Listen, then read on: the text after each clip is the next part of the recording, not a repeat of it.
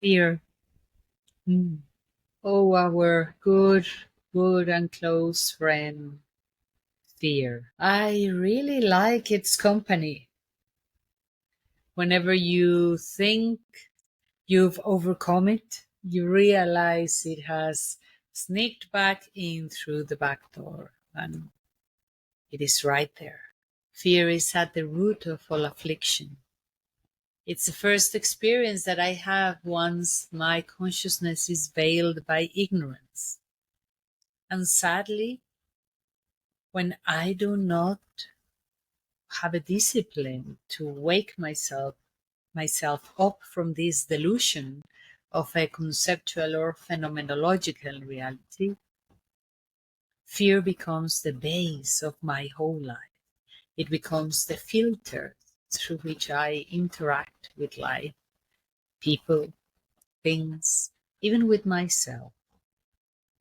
I become afraid of my weaknesses, and I also become afraid of my power and my beauty.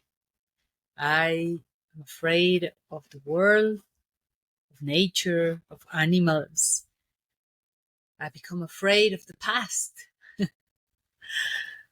of the future, of darkness, of the visible, of the invisible. Fear is the greatest companion of the human beings.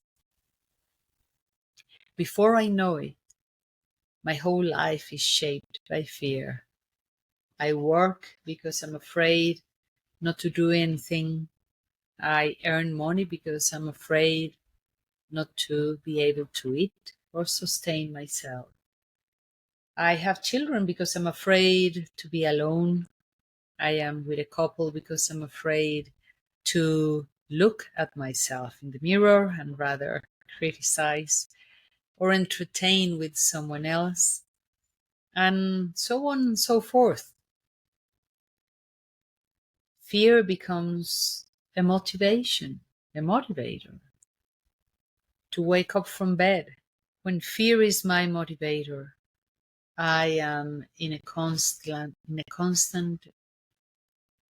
marathon, running away from something, whatever it is, the object of or the subject of my fears. It can be internal too. It can be to feel sad, to feel happy.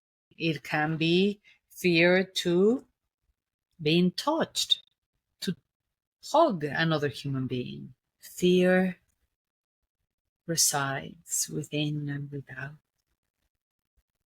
And it's so easy to breathe and live throughout fear without even giving ourselves a stop, a pause, in order to detach ourselves from it. To even consider there is a different way. It's the biggest ally of pharmaceutical companies and insurance companies. Fear. Give me something that can take away my pain, my feelings, my anxiety, my consciousness. Fear can be the power that destroys my whole being because it actually tightens up my cells, each one of my organs. When I feel fear, I live from fear, I breathe fear. The prana air does not go anywhere below my upper lungs. My whole body is contracted. It's tense. My muscles are tense.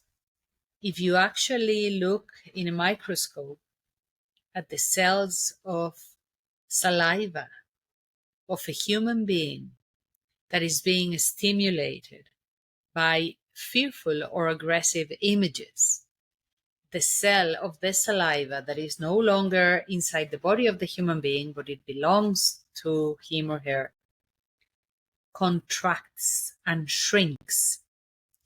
The whole nucleus of the cell shrinks. whenever that same individual is exposed to other type of experiences, maybe nature or joyful images, automatically that human being relaxes and the cell of the saliva that is being looked at through the microscope, it will expand. So fear creates a physical response in my body. And of course, that response creates a cascade of reactions in my physiology and in my biology that deteriorate my being emotionally, mentally, and physically. Imagine now when we face collective fear. Whoa, that is a big kick, a big rush of tension and contraction. Though fear can be a catalyst. When we make fear an ally and not an enemy, fear becomes the catalyst of my evolution. I feel afraid, but I get on that bike and ride anyway. I feel afraid, but I jump into that swimming pool and I cross it from one end to the other. I feel afraid, but I jump into that relationship and I take the chance and the adventure. I feel afraid, though I take the risk and I say, I love you. I feel afraid, though I decide to raise my voice and speak up. I feel afraid, though I decide to be brave. And instead of being the victim of fear or being kidnapped by fear, I become a hero that overcomes fear and uses it as trading ground of my own evolution.